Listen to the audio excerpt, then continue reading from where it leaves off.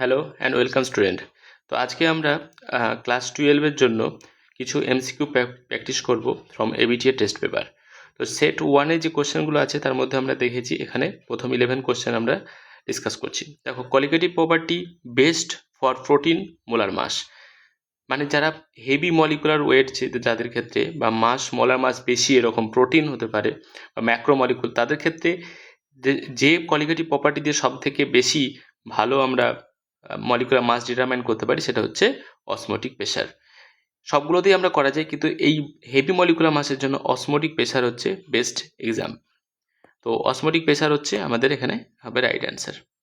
Osmotic প্রেশারের যে formula সেটা কি, pi is equal to i c R T, যেখানে আই হচ্ছে ভ্যান্ট অফ ফ্যাক্টর, সি হচ্ছে কনসেন্ট্রেশন, মোলার কনসেন্ট্রেশন, আর universal gas constant, and T is the temperature.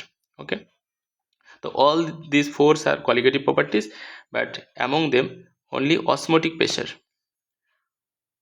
will be the correct answer here. ঠিক আছে, protein molar মাস বা কোনো polymer টাইপের যাদের ক্ষেত্রে থাকবে, পলিমার এরকম কোনো আছে যাদের মলিকুলার মাস অনেক বেশি, তাদের ক্ষেত্রে আমরা অসমোটিক প্রেশার দিয়ে মাসটা মেজার করতে পারবো। ঠিক আছে, এখানে এই যে because proteins are unstable at high temperature and have low solubility, the pi is measured at room temperature and gives measurable values even for dilute solution. ঠিক, চলো নেক্সট কোশ্চেন যদি আমরা দেখি, লায়োফোবিক কোলেট। তো লায়োফোবিক কোলেট কোনটা? লায়োফোবিক কোলেট হচ্ছে এখানে যেটা রাইট অ্যান্সার হবে সেটা হচ্ছে গোল্ড, লায়োফোবিক। তো লায়োফিলিক কোনগুলো হয়? যেগুলো হচ্ছে সংরক্ষক কোলেট বা প্রোটেক্টিভ কোলেট বলি আমরা লায়োফিলিক কোলেটকে। লায়োফিলিক যেটা সেটা হচ্ছে প্রোটেক্টিভ কোলেট। প্রোটেক্টিভ কোলেট কি? যারা বা প্রোটেক্ট করে যারা লায়োফোবিক কোলেটকে, এবং সেইটা কিসের উপর ডিপেন্ড করে না? It's depends on gold number. তো গোল্ড নাম্বারটা কি না? গোল্ড নাম্বার হচ্ছে একটা ভ্যালু যেটা হচ্ছে রেসিস্ট করে ওই চেঞ্জটাকে রাখতে। তো যার ক্ষেত্রে গোল্ড নাম্বার যত কম হবে, মনে রাখবে গোল্ড নাম্বার যত কম তার প্রোটেক্টিভ পাওয়ার তত কিন্তু বেশি হয়। তাই গোল্ড নাম্বার যত কম তত প্রোটেক্টিভ পাওয়ার বেশি। তাহলে এখানে রাইট অ্যান্সার হবে গোল্ড, কারণ স্টার্চ হচ্ছে লায়োফিলিক, জিলাটিন লায়োফিলিক, সেলুলোজ হচ্ছে লায়োফিলিক। তো গোল্ড হচ্ছে একমাত্র অপশন যেটা হচ্ছে লায়োফোবিক।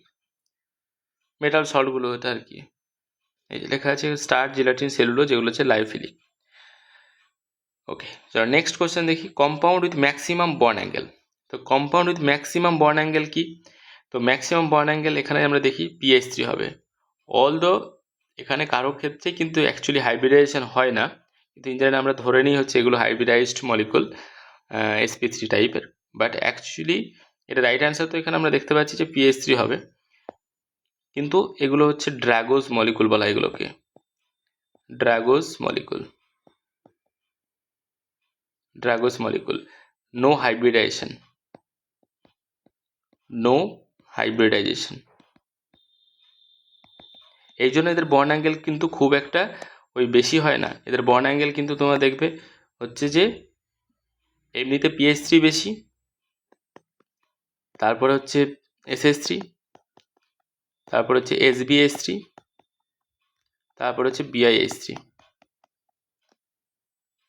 ঠিক আছে, তো ম্যাক্সিমাম বন্ড অ্যাঙ্গেল এখানে এটা অলমোস্ট ওই 91 92 এর কাছাকাছি, 92 93, হ্যাঁ, তারপরে 91, মানে খুব একটা বেশি চেঞ্জ হয় না, 90 থেকে ওই আশেপাশে। এখানে যার আগে অ্যামোনিয়া যেটা থাকে সেটা হচ্ছে 107 হয়। এই অ্যামোনিয়ার ক্ষেত্রে শুধুমাত্র হাইব্রিডাইজেশন হয়, ওই জন্য অপশানে এখানে অ্যামোনিয়া নেই, তো PH3টা নিতে হবে। হাইব্রিডাইজেশন একমাত্র অ্যামোনিয়াতে হয়, বাকিগুলোতে হাইব্রিডাইজেশন হয় না, সেই কারণে 90-র কাছে আশেপাশে বন্ড অ্যাঙ্গেল, এদেরকে ড্রাগোজ মলিকুল বলা হয়। বাট আমরা এখানে দেখতে পাচ্ছি যে এখানে এর মধ্যে যদি আমাকে কম্পেয়ার করতে হয় তাহলে এখানে যেহেতু রিপালশনটা বেশি হবে, কারণ PH3-র ক্ষেত্রে যে স্ট্রাকচার আমরা পাবো এইটা, অতএব এই লোন পেয়ার, এখানে যে বন্ড পেয়ার আর কি, রিপালশনটা অনেকটা কি বেশি হবে কম্পেয়ার টু দিস লাস্টে যেটা আছে বিসমাথের ক্ষেত্রে, যেটা আছে বিসমাথের ক্ষেত্রে এই বন্ডটা কি হবে, অনেকটা দূরে থাকবে ইলেকট্রনগুলো, কারণ ইলেকট্রোনেগেটিভিটি ডিফারেন্স অনেক বেশি। তো দূরে থাকার জন্য রিপালশন কি হবে, খানিকটা কম হবে। তো রিপালশন এখানে বেশি হলে বন্ড অ্যাঙ্গেলটা বেশি হয়ে যাবে। That is the reason. So PH3 will be the right answer, maximum bond angle.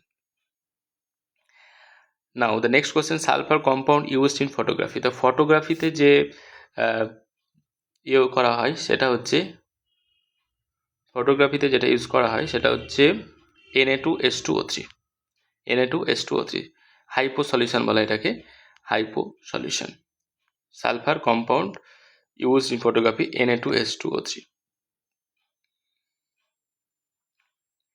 Now highest reactivity towards SN2 so SN2 রিয়াকশানে আমরা জানি SN2 রিয়াকশানে দেখেছি স্টেরিক ইন্ডেক্স যত কম হবে স্টেরিক ইন্ডেক্স যত কম হবে তত তার রিঅ্যাক্টিভিটি বেশি, কারণ ব্যাক সাইড অ্যাট্রাক্ট হয়।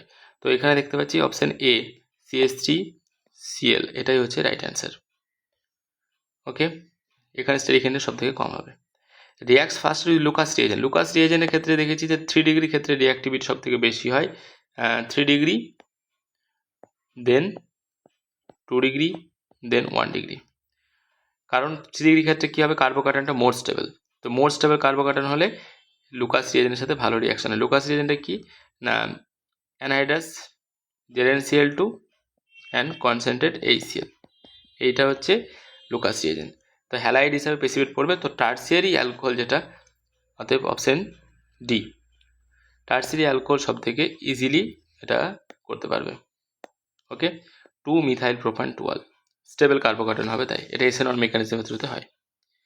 Next question, insulin is classified as, insulin is a protein, ठीक है, it is information, insulin is a protein, 51 amino acid, monomer of linoleic 6 is caprolactam, caprolactam হচ্ছে linoleic 6 এর monomer, 7 member ring caprolactam,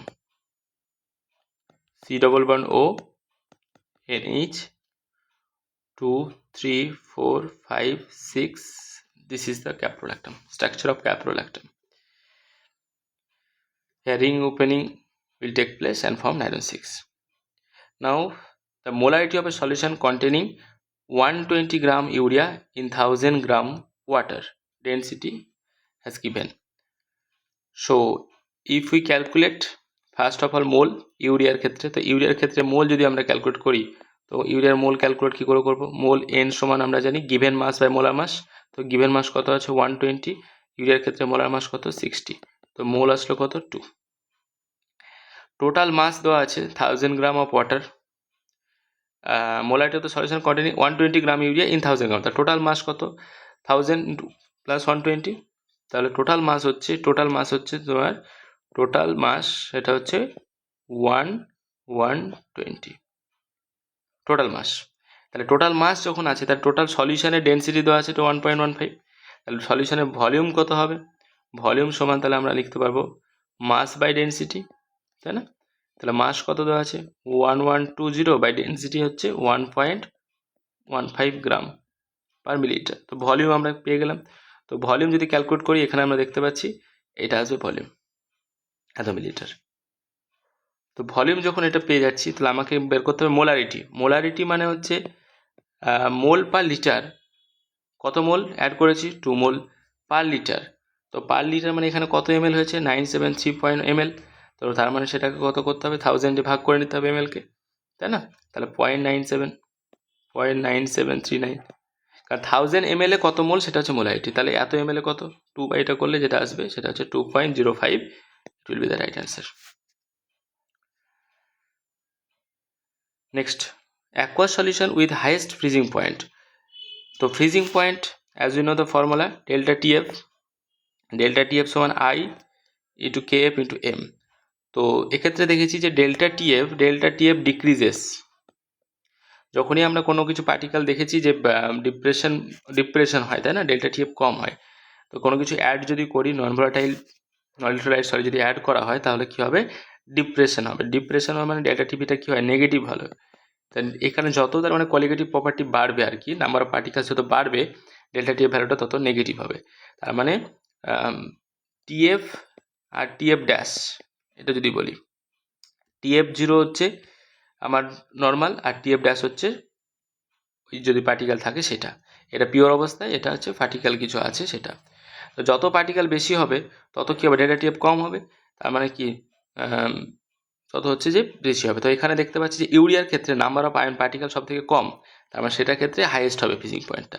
lowest কোথায় হবে freezing পয়েন্টের, সব থেকে depressed করে যাবে কোথায়, যেখানে নাম্বার অফ আয়ন বেশি হবে। যেমন এক্ষেত্রে নাম্বার অফ আয়ন বেশি, সবার কনসেন্ট্রেশন সেম, এখানে নাম্বার অফ আয়ন দেখতে পাচ্ছি আমরা 5টা আয়ন আছে। তো এর ক্ষেত্রে তখন হচ্ছে ডিপ্রেসড হয়ে যাবে বেশি, মানে লোয়েস্ট হবে, এক্ষেত্রে লোয়েস্ট ফ্রিজিং পয়েন্ট হবে। কিন্তু আমাকে জিজ্ঞেস করেছে হাইয়েস্ট ফ্রিজিং পয়েন্ট, তো অপশান হবে ইউরিয়া, কারণ এখানে number of ion com, will be urea. Same question repeat হয়ে গেছে, এটা পরেরটা দেখি আমরা। For coagulation of ferric hydroxide salt most effective ion is.